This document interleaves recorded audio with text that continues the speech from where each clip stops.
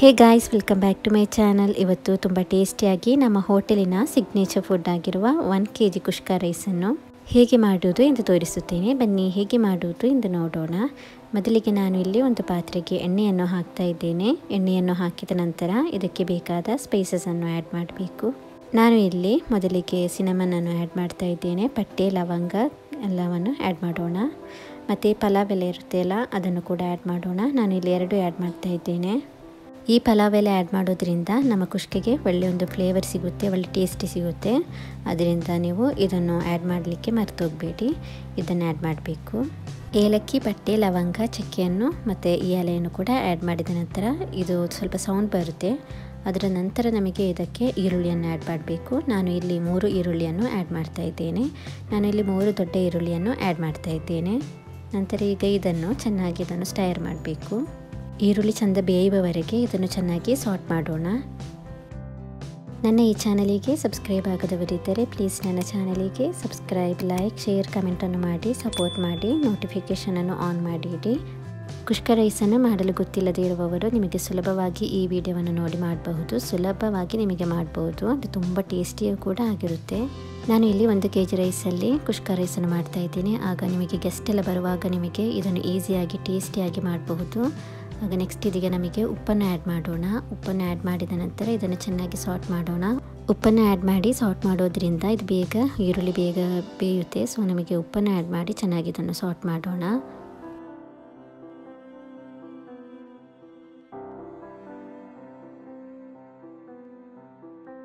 ಈಗ ನೋಡಿ, ಈ ಈರುಳ್ಳಿ ಚೆನ್ನಾಗಿ ಬೆಂದಿದೆ. ಹೀಗೆ ಇದಕ್ಕೆ ಶುಂಠಿ ಬೆಳ್ಳುಳ್ಳಿ ಪೇಸ್ಟನ್ನು ಆ್ಯಡ್ ಮಾಡೋಣ. ನಾನು ಇಲ್ಲಿ 2 ಟೀ ಸ್ಪೂನಷ್ಟು ಶುಂಠಿ ಬೆಳ್ಳುಳ್ಳಿ ಪೇಸ್ಟನ್ನು ಆ್ಯಡ್ ಮಾಡ್ತಾ ಇದ್ದೇನೆ. ಆ್ಯಡ್ ಮಾಡಿದ ನಂತರ ಈಗ ಇದನ್ನು ಚೆನ್ನಾಗಿ ಸಾಟ್ ಮಾಡೋಣ.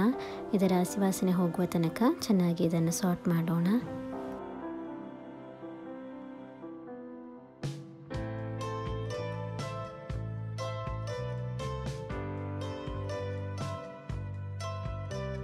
ಈಗ ಇದಕ್ಕೆ ಹಸಿಮೆಣಸಿನಕಾಯಿಯನ್ನು ಆ್ಯಡ್ ಮಾಡೋಣ. ಹಸಿಮೆಣಸಿನಕಾಯಿಯನ್ನು ಆ್ಯಡ್ ಮಾಡುವಾಗ ನಿಮಗೆ ಖಾರ ಎಷ್ಟು ಬೇಕಾಗುತ್ತೆ ಅಂತ ನೋಡಿಬಿಟ್ಟು ಆ್ಯಡ್ ಮಾಡಿ. ನಾನು ಇಲ್ಲಿ 4-5 ಹಸಿಮೆಣಸಿನಕಾಯಿಯನ್ನು ಆ್ಯಡ್ ಮಾಡ್ತಾ ಇದ್ದೇನೆ. ನಂತರ ಈಗ ಇದಕ್ಕೆ ಟೊಮೆಟೊವನ್ನು ಆ್ಯಡ್ ಮಾಡೋಣ. ನಾನು ಇಲ್ಲಿ 3 ದೊಡ್ಡ ಟೊಮೆಟೊವನ್ನು ಆ್ಯಡ್ ಮಾಡ್ತಾ ಇದ್ದೇನೆ. ಆ್ಯಡ್ ಮಾಡಿದ ನಂತರ ಹೀಗೆ ಇದನ್ನು ಚೆನ್ನಾಗಿ ಸಾಟ್ ಮಾಡಬೇಕು.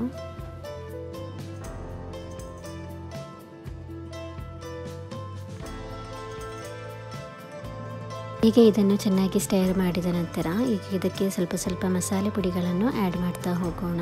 ಮೊದಲಿಗೆ ನಾನು ಇಲ್ಲಿ 2 ಟೀ ಸ್ಪೂನಷ್ಟು ಧನಿಯಾ ಪೌಡರನ್ನು ಆ್ಯಡ್ ಮಾಡ್ತಾ ಇದ್ದೇನೆ.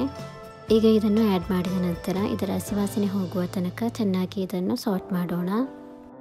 ಈ ರೈಸ್ ಮಾಡಲು ತುಂಬ ಕಷ್ಟ ಏನಿಲ್ಲ, ಸುಲಭವಾಗಿ ಮಾಡ್ಬೋದು. ಗೆಸ್ಟ್ ಎಲ್ಲ ಬರುವಾಗ ನಮಗೆ ಈ ರೆಸಿಪಿಯನ್ನು ಮಾಡಿದ್ರೆ ಅವರಿಗೆ ತುಂಬ ಖುಷಿಯಾಗುತ್ತೆ. ಆದ್ದರಿಂದ ಎಲ್ಲರೂ ಟ್ರೈ ಮಾಡಿ. ಹೀಗೆ ಇದಕ್ಕೆ ನೆಕ್ಸ್ಟ್ ನಮಗೆ ಅರಿಶಿನ ಪುಡಿಯನ್ನು ಆ್ಯಡ್ ಮಾಡೋಣ. ನಾನಿಲ್ಲಿ 1 ಟೀ ಸ್ಪೂನಷ್ಟು ಅರಿಶಿನ ಪುಡಿಯನ್ನು ಆ್ಯಡ್ ಮಾಡ್ತಾ ಇದ್ದೇನೆ. ಅರಿಶಿನ ಪುಡಿಯನ್ನು ಹಾಕಿ ನಂತರ ಅದನ್ನು ಸ್ಟೈರ್ ಮಾಡಿದ ನಂತರ ಈಗ ಇದಕ್ಕೆ ಮೆಣಸಿನ ಪುಡಿಯನ್ನು ಆ್ಯಡ್ ಮಾಡೋಣ. 1 ಟೀ ಸ್ಪೂನಷ್ಟು ಮೆಣಸಿನ ಪುಡಿಯನ್ನು ಆ್ಯಡ್ ಮಾಡ್ತಾ ಇದ್ದೇನೆ. ಆ್ಯಡ್ ಮಾಡಿದ ನಂತರ ಚೆನ್ನಾಗಿ ಇದನ್ನು ಸ್ಟೈರ್ ಮಾಡೋಣ. ಇದಕ್ಕೆ ತುಂಬ ಮಸಾಲೆಗಳೇನು ಯೂಸ್ ಮಾಡೋದಿಲ್ಲ, ಸ್ವಲ್ಪ ಮಸಾಲೆಗಳು ಮಾತ್ರ ಯೂಸ್ ಮಾಡೋದು. ನಂತರ ಈಗ ಇದಕ್ಕೆ 1 ಟೀ ಸ್ಪೂನಷ್ಟು ಗರಂ ಮಸಾಲೆ ಪುಡಿಯನ್ನು ಕೂಡ ಆ್ಯಡ್ ಮಾಡಬೇಕು. ಆ್ಯಡ್ ಮಾಡಿದ ನಂತರ ಚೆನ್ನಾಗಿ ಇದನ್ನು ಸಾಟ್ ಮಾಡಬೇಕು. ಈಗ ಈ ಮಸಾಲೆ ಪುಡಿಗಳನ್ನೆಲ್ಲ ಹಾಕಿದ ನಂತರ ಹೀಗೆ ಇದನ್ನು ಚೆನ್ನಾಗಿ ಹಸಿ ವಾಸನೆ ಹೋಗುವ ತನಕ ಸ್ಟೈರ್ ಮಾಡಬೇಕು. ಈಗ ನೋಡಿ, ಇದಕ್ಕೆ ಕೊನೆಯದಾಗಿ ಕಸೂರಿ ಮೇಥಿಯನ್ನು ಹಾಕೋಣ. ಇದು ಹಾಕೋದ್ರಿಂದ ಕುಷ್ಕಗೆ ಒಳ್ಳೆಯ ಒಂದು ಟೇಸ್ಟಿ ಮತ್ತು ಫ್ಲೇವರ್ ಸಿಗೋದು. ಇದು ಹಾಕಿದ ನಂತರ ಚೆನ್ನಾಗಿ ಇದನ್ನು ಸ್ಟೈರ್ ಮಾಡೋಣ. ನಾನು ನನ್ನ ಈ ಚಾನಲಿನಲ್ಲಿ ವಿವಿಧ ಬಗೆಯ ರೈಸ್ ರೆಸಿಪಿಯನ್ನು ಮಾಡಿದ್ದೇನೆ. ಎಲ್ಲ ತುಂಬ ಟೇಸ್ಟಿಯಾಗಿರುವ ರೈಸ್ ರೆಸಿಪಿಯಾಗಿದೆ. ಹಾಗೆ ಎಲ್ಲರೊಮ್ಮೆ ಟ್ರೈ ಮಾಡಿ ನೋಡಿ. ಅದು ಕೂಡ ತುಂಬ ಟೇಸ್ಟಿಯಾಗಿರುತ್ತೆ. ನೀವು ರೈಸ್ ರೆಸಿಪಿಯನ್ನು ಇಷ್ಟಪಡುವವರಾಗಿದ್ದರೆ ನನ್ನ ವಿಡಿಯೋದಲ್ಲಿ ತುಂಬ ವಿಡಿಯೋ ಮಾಡಿದ್ದೇನೆ ರೈಸ್ ರೆಸಿಪಿಯನ್ನು. ಆಗ ಅದನ್ನೊಮ್ಮೆ ಚೆಕ್ ಮಾಡಿ ನೋಡಿ. ಈಗ ನೋಡಿ, ಇದಕ್ಕೆ ನಮಗೆ ಸೊಪ್ಪನ್ನು ಆ್ಯಡ್ ಮಾಡಬೇಕು. ಕೊತ್ತಂಬರಿ ಸೊಪ್ಪನ್ನು ಆ್ಯಡ್ ಮಾಡಬೇಕು ಮತ್ತು ಮಿಂಟ್ ಲೀವ್ಸನ್ನು ಕೂಡ ಆ್ಯಡ್ ಮಾಡಬೇಕು, ಪುದೀನ ಲೀವ್ಸನ್ನು. ಅದನ್ನು ಆ್ಯಡ್ ಮಾಡಿದ ನಂತರ ಈಗ ಇದನ್ನು ಚೆನ್ನಾಗಿ ಮಿಕ್ಸ್ ಮಾಡಿದರೆ ನಮ್ಮ ಮಸಾಲೆ ರೆಡಿಯಾಗುತ್ತೆ. ನೋಡಿ ಎಷ್ಟು ಸುಲಭವಾಗಿ ಮಾಡ್ಬೋದು ಅಂತ. ನಾನು ಇಲ್ಲಿ 1 kg ರೈಸಲ್ಲಿ ಕುಷ್ಕ ಮಾಡ್ತಾ ಇದ್ದೇನೆ. ಸೊ 250 ಗ್ರಾಮ್ ಕಪ್ನಲ್ಲಿ 4 ಗ್ಲಾಸಷ್ಟು ಅಕ್ಕಿಯನ್ನು ಹಾಕ್ತಾ ಇದ್ದೇನೆ. ಆಗ 4 ಗ್ಲಾಸಷ್ಟು ಅಕ್ಕಿ ಆದರೆ 8 ಗ್ಲಾಸಷ್ಟು ನೀರನ್ನು ಆ್ಯಡ್ ಮಾಡಬೇಕು. ಆಗ ನೀವು ನೋಡಿ, 250 ಗ್ರಾಮ್ ಕಪ್ನಲ್ಲಿ 4 ಗ್ಲಾಸ್ ಹಾಕಬೇಕು. 4 ಗ್ಲಾಸ್ ಹಾಕಿದ ನಂತರ ಅದಕ್ಕೆ 8 ಗ್ಲಾಸ್ ನೀರನ್ನು ಆ್ಯಡ್ ಮಾಡಿದರೆ ಸಾಕು. ಹಾಗೆ ನೀವು ಸ್ವಲ್ಪ ಮಾಡೋದಾದರೆ ಅದು ಎಷ್ಟು ಗ್ಲಾಸ್ ನೀವು ತೆಗಿತೀರಾ ಅದರ ಡಬಲ್ ತೆಗೆದರೆ ಸಾಕು. ಈಗ ಇದಕ್ಕೆ ನೀರನ್ನು ಆ್ಯಡ್ ಮಾಡೋಣ. ನೀರನ್ನು ಆ್ಯಡ್ ಮಾಡುವಾಗ ಬಿಸಿ ನೀರನ್ನು ಆ್ಯಡ್ ಮಾಡಬೇಕು, ಆಗ ಅದು ಬೇಗ ಕುದಿಯುತ್ತೆ.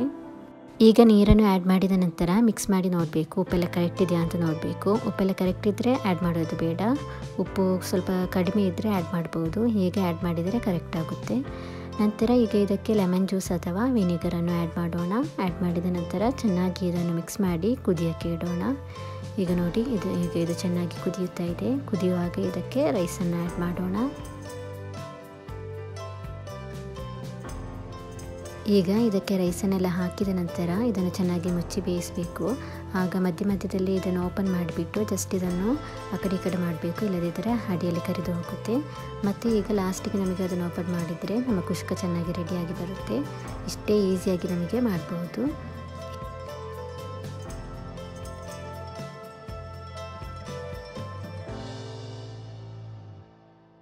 ನೋಡಿ, ಕುಷ್ಕ ರೈಸನ್ನು ಎಷ್ಟು ಟೇಸ್ಟಿಯಾಗಿ ಮನೆಯಲ್ಲಿ ನಮಗೆ ಸುಲಭವಾಗಿ ಮಾಡಬಹುದು.